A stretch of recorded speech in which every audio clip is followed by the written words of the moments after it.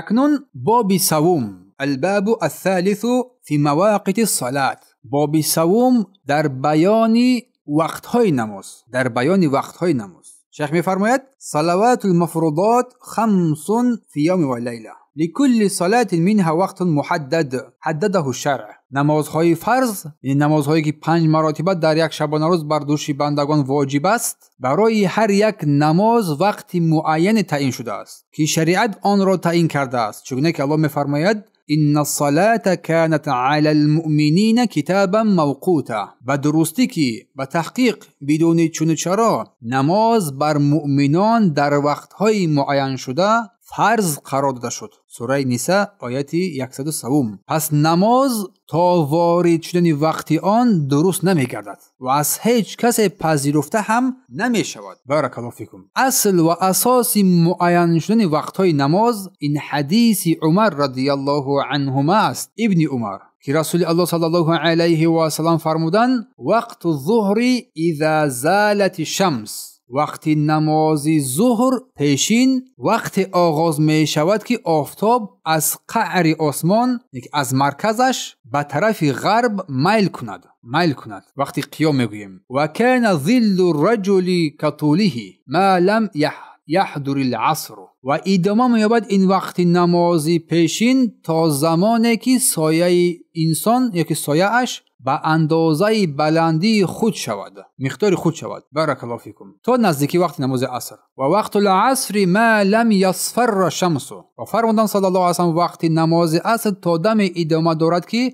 آفتاب زرد نشود، یک تا نشست آفتاب. و وقت صلاة المغرب ما لم یغیب الشفق گفتند. و وقت نماز مغرب ادامه می‌یابد تا زمان غروب شفق، سرخی افق را، آسمان را یک سرخی فرا میگیرد. تا اینجا را وقت نماز مغرب است. و فرمودند که وقت صلات العشاء الی نصف اللیل اوسط. خوب دقت دهید. و گفتند که وقت نماز خفتن تا نصف شب میانه است. پس وقت نماز از این حدیثی که روایت مسلم از حدیث 612 هست تا نصف شب است، نه تا بامداد را. و در دام فرمود که وقت صلات الصبح من طلوع الفجر ما لم یطلع الشمس.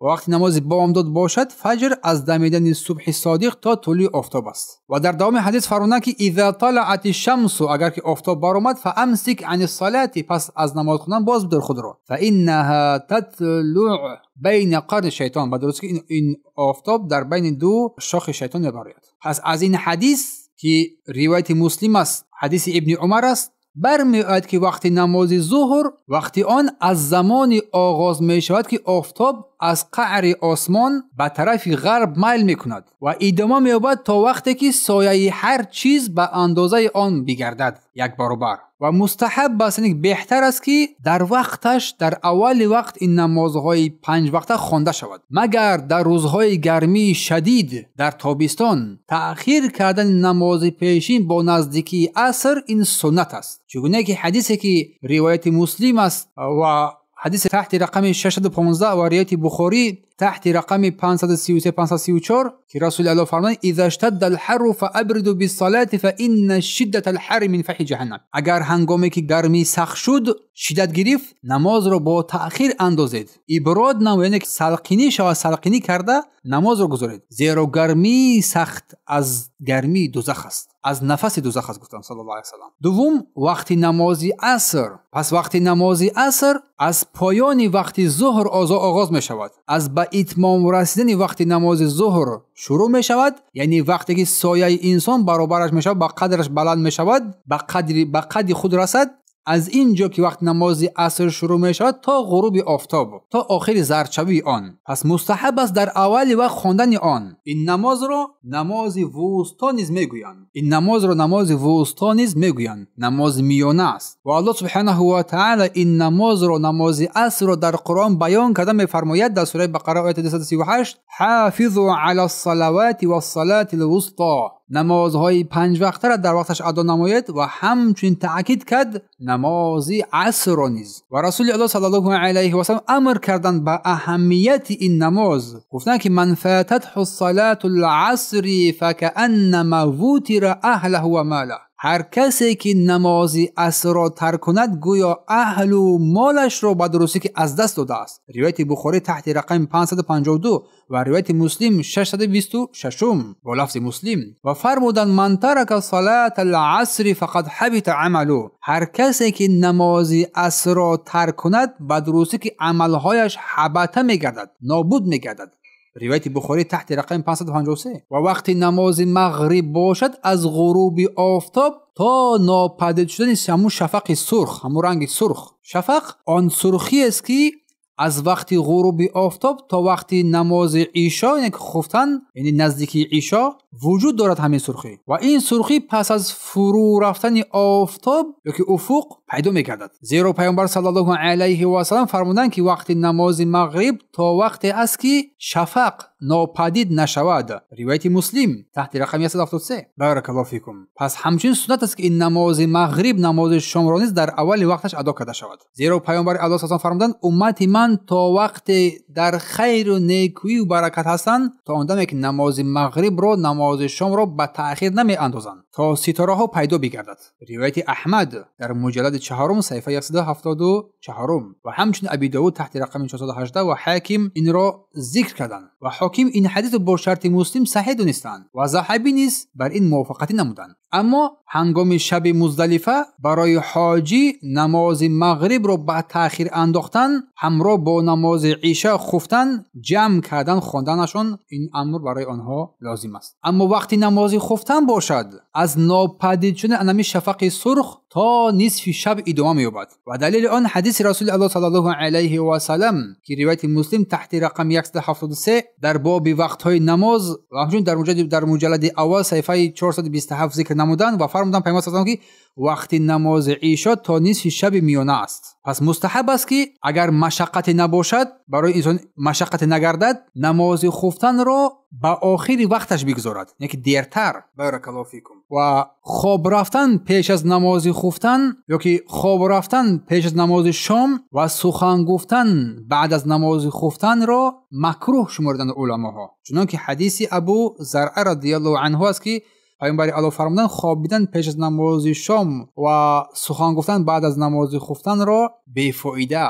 نادرست دانستند. این حدیث رو امام بخاری تحت رقم 568 و مسلم تحت رقم 647 ذکر کردند. اما وقتی نماز بامداد باشد از طلوع فجر صادق تا برآمدن آفتاب شروع می شود. چون فجر دو قسم است، فجر صادق است و فجر کاذب است، دروغین است. بارک الله فیکم. شروع می شود تا برآمدن آفتاب. تا اینجا انسان حق خواندن این نماز را دارد. پس اینها وقت‌هایی هستند که ادای نمازهای 5 وقته در این وقت‌ها مشروع است، یعنی فرض شده است. بر هر مسلمان مرد و زن بالغ عاقل واجب است که این وقتها را پیش بینی نماید و این در این وقتها نماز را ادا نماید. زیرا الله سبحانه و تعالی آن کسانی که نماز را از وقتش تأخیر میکنند و دیر میخوانند چنین فرموده است فویل للمصلین گفتند وای بر حال نمازگزاران، چون بعضی از مردمی هستند که نماز ادا میکنند که ویل برای آنها باد، وادی در جهنم است. برای چی؟ الذین هم عن صلاتهم ساهون، چون آن نمازگزارانی که در نمازهای خود غفلت نماز میگذارند بی پروا و بی اهمیت هستند. سوره ماعون آیه 4-5. و همچنین الله سبحانه و تعالی میفرماید که در سوره مریم آیه 59 فخلف من بعدهم خلف اضاعوا الصلاه واتبعوا الشهوات فسوف یلقون غیا. پس از آنها نسل‌های آمدند که نماز را ضایع کردند، بی پروا و بی اهمیتی کردند و خواهش‌های هوا و هوس خود را پیروی نمودند، پس بزودی که جزای آنها غی یکی دوچند خواهد بود یا که دوچند میگردد. غی عذاب سخت است، تکرار یابنده و بدبختی در دوزخ است. الله ما را پناه دهد از این. پس ادا نمودن این نمازهای 5 وقته در وقت‌های معین شده بر هر مسلمانی مرد و زن واجب و لازم و حتمی است. هنگامی که از رسول الله پرسیده شد ای عمل احب الی الله، ای رسول الله کدام عمل محبوب تر است نزد الله سبحانه و تعالی؟ پیامبر چی گفتند در جواب؟ الصلاة علی وقتها، نمازها را در وقتش ادا نمودن. این حدیث را متفق علیه که بخاری و مسلم روایت کردند و بخاری تحت رقم 527 و مسلم تحت رقم 8539 روایت کردند. بارک الله فیکم. در اینجا ما درس را به اتمام میرسانیم و از پروردگار دعا طلب میکنیم پروردگار مهربان این عمل ما را بپذیرد و قبول نماید و دین ما را که اساس کارهای ماست اصلاح نماید، دنیای ما را که اساس زندگی ماست اصلاح نماید و آخرت ما را که بازگشت به سوی آن است اصلاح نماید و زندگی ما را برای ما نیکو بگرداند و خیر و نیکوی دنیا و آخرت برای ما و شما نصیب روزی بگرداند و دعا می‌نماییم که برگذشتگان ما که از مسلمین هستند آنها را عفو بگرداند، رحمت مغفرت بگرداند و از عذاب جهنم آنها را نجات ببخشد و پروردگار را به درستی که ما به نفس خود ظلم کردیم اگر تو ما را نبخشی و نآمرزی ما را شامل رحمت خود قرار ندهی به درستی که ما از زیانکاران قرار میگیریم. پروردگار به درستی که تو پاک و منزه هستی از هر عیب و نقصان و حمد و ستایش تنها از آن توست و برای توست و گواهی میدهم که هیچ معبود بر حق جز تو نیست و تو آمرزنده مهربان هستی. پروردگار ما را بیامرز، توبه ما را بپذیر و درود و سلام به پایان بر رسول الله صلی الله علیه و سلم و آل اصحابش باد. سبحانك اللهم وبحمدك اشهد ان لا اله الا انت استغفرك و اتوب الیه.